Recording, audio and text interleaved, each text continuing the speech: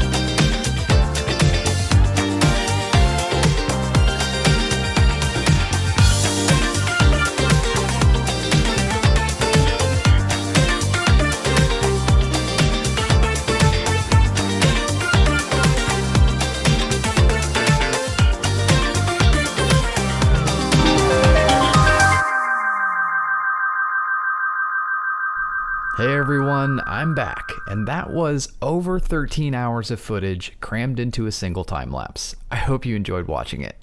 This build was actually pretty tricky. Inspired by an image I found on Google, I had to kind of find my way through the design as I went. We'll take a closer look here in a bit.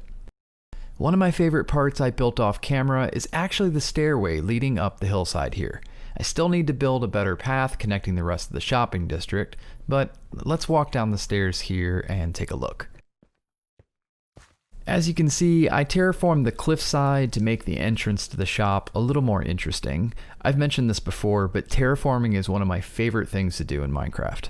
I've got glowstone lining the stairway to keep this relatively safe at night, and I'm just loving the way that this all feels. Okay, let's head back up the stairs and take a quick look up top of the pyramid as well. I'm actually hoping to install another portal up top here, but for now it's just a simple pavilion. I ended up using a lot of carpets and glowstone to keep mobs from spawning, and also to prevent snow from collecting up here. So let's head back down and make our way inside the temple.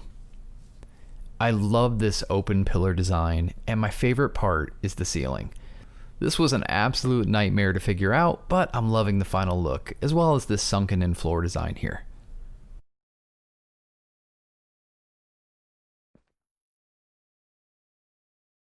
Now, as I mentioned previously, each of the four corners of this pyramid will be selling something different, but all the corners kind of blend together, so I was thinking we could color code each corner to match. So let's knock these blocks out here.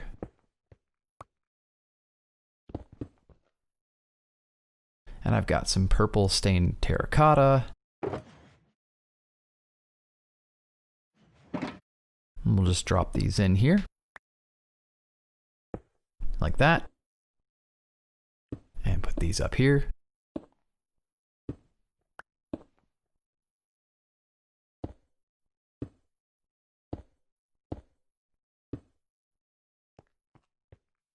Awesome.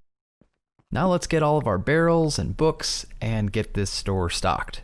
Okay, we've got most of our books stocked now. There are still a few more I need to get from our trading hall, but I'm really liking the way that this feels. I've decided to sell all of my books for a single diamond each, at least for a while. Okay, so let's head back to the base and I'll show you the next set of items I plan to sell in my shop. So off camera, I've been wrangling bees in this temporary apiary here because my plan is to sell honey blocks, honey bottles, and all the other items that come from these little guys.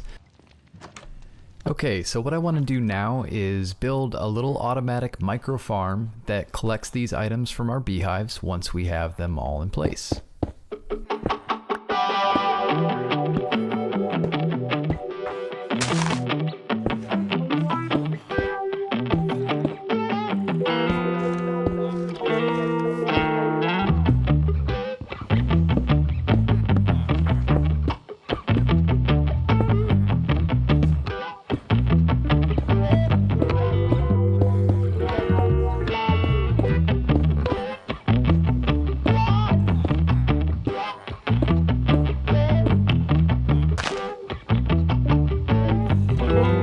Okay, now that I've got that one figured out, let's build 6 more.